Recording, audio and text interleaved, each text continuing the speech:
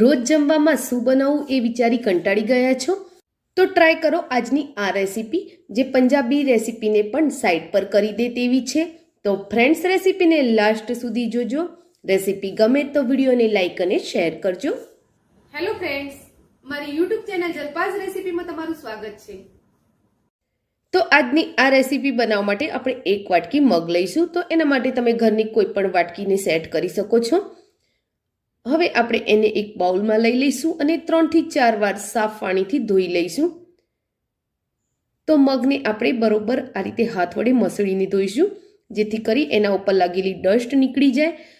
અને ઘણીવાર મગનો સારો એવો કલર દેખાડવા માટે એના ઉપર લગાવેલું કેમિકલ હોય છે તે પણ નીકળી જાય.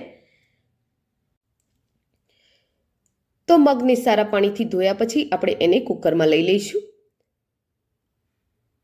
અને એમાં 2 ગ્લાસ પાણી ઉમેરી લઈશું અને સ્વાદ અનુસાર આપણે 1 ચમચી મીઠું એમાં ઉમેરી લઈશું. અને હવે કુકરનું ઢાંકણ બંધ કરી તેને ગેસ પર મૂકી દઈશું અને એને 4 વિસલ વાગવા દેવાની છે. કુકરનું પ્રેશર નીકળી જાય પછી આપણે ખોલી અને મગને ચેક કરી લઈશું. તો મગ અહીં સારી રીતે બફાઈ ગયા છે. હવે આપણે કડાઈમાં 1 મોટા ચમચા જેટલું તેલ મૂકી દઈશું. તેલ ગરમ થાય એટલે એમાં અડધી ચમચી રાઈ એડ કરી લઈશું. રાઈ ફૂટવા લાગે એટલે એમાં અડધી ચમચી જીરું એડ કરી લઈશું. થોડા મીઠા લીમડાના પાના અને 3 ચમચી આદુ લસણ મરચાંની પેસ્ટ એડ કરી લઈશું. આદુ લસણ મરચાંની પેસ્ટ સહેજ સાંતળે એટલે એમાં 5 ચમચી જેટલી હિંગ એડ કરી લઈશું.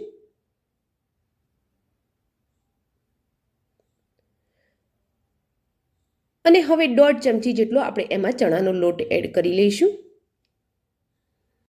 ગેસના ફ્લોને આપણે ધીમો જ રાખીશું અને 1 મિનિટ માટે ચણાના લોટને શેકી લઈશું. ચણાનો લોટ શેકાઈ જાય એટલે એમાં અડધી ચમચી હળદર, અડધી ચમચી લાલ તીખું મરચું, 1.5 ચમચી જેટલો દાણાનો પાવડર અને અડધી ચમચી ગરમ મસાલો આપણે એમાં એડ કરી લઈશું. અને હવે એને હલાવી મિક્સ કરી લઈશું. મસાલાને હલાવી મિક્સ કર્યા બાદ તરત જ આપણે એમાં મગને પાણી સમિત જ ઉમેરી લઈશું અને હવે તેને હલાવી સારી રીતે મિક્સ કરી લઈશું. તો ફ્રેન્ડ્સ, રેસીપીને આગળ જોઈએ તે પહેલાં એક રિક્વેસ્ટ છે. તમે મારી ચેનલ પર નવા છો અને હજુ સુધી મારી ચેનલને સબસ્ક્રાઇબ નથી કરી તો કરી લો. બાજુમાં આપેલા બેલ આઇકનના નિશાનને ટચ કરી ઓલના નિશાન ઉપર ક્લિક કરો, જેથી કરીને તમને મારા નવા વિડીયોની નોટિફિકેશન મળતી રહેશે. હવે મગમાં આપણે થોડું પાણી એડ કરી લઈશું અને તેને હલાવતા રહી આપણે એને ઉકાળી લેવાનું છે. તો જેમ જેમ એ ઉકળશે એમ એમ એ ઘટ્ટ થતું જશે. આપણે એમાં ચણાનો લોટ નાખેલો છે, એના લીધે પાણી પણ ઘટ્ટ થશે ઉકળવા લાગશે એટલે. તો હવે આપણા મગ ઘટ્ટ થવા લાગ્યા છે. તો હવે આપણે આને સાઈડ પર કરી લઈશું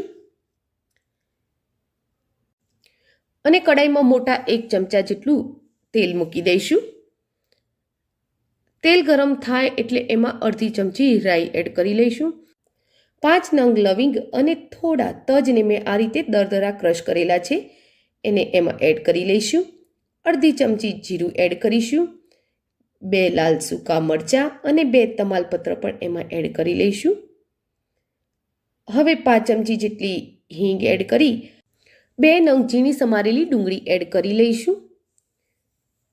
તો મેં અહીં મીડિયમ સાઇઝની ડુંગળી લીધી છે અને હવે તેને થોડી વાર માટે આપણે સાંતળી લઈશું. ડુંગળી સહેજ સતળાય એટલે એમાં 5 ચમચી મીઠું એડ કરીશું. મીઠું આપણે ધ્યાન રાખીને ઉમેરીશું, કારણ કે આપણે મગને બાફતી વખતે પણ મીઠું ઉમેરેલું છે. અને હવે ડુંગળી સતળાઈ ગઈ છે તો એમાં 2 ઝીણા સમારેલા ટામેટા એડ કરી લઈશું.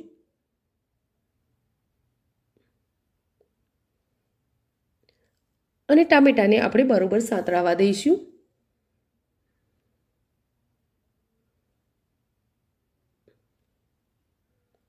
હવે ટામેટા પણ સતળાઈ ગયા છે તો આપણે એમાં અડધી ચમચી લાલ તીખું મરચું અને અડધી ચમચી લાલ કાશ્મીરી મરચું ઉમેરી લઈશું.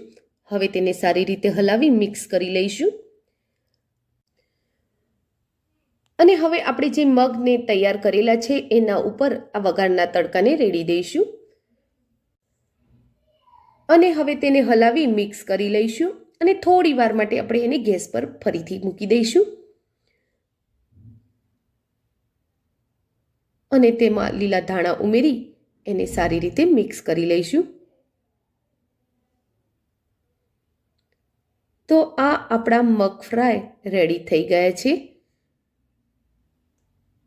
એકવાર એના મસાલા ટેસ્ટ કરી લઈએ તો મગ ફ્રાય બહુ જ મસ્ત બન્યા છે. તો હવે આપણે એને ભાત સાથે સર્વ કરી લઈશું. તો આ રીતે બનાવેલા મગ ફ્રાય પંજાબી સબ્જી કરતાં પણ મસ્ત લાગે છે અને ખાવામાં એ દાળ ફ્રાયને પણ સાઈડમાં કરી દે તેવા છે. તો આ તૈયાર થયા આપણા મગ ફ્રાય. તો આજની આ રેસીપી તમને કેવી લાગી એ કોમેન્ટ બોક્સમાં જરૂરથી લખજો. રેસીપી ગમી હોય તો વિડીયોને લાઈક અને શેર કરજો. Thank you for watching my video. જય શ્રી કૃષ્ણ.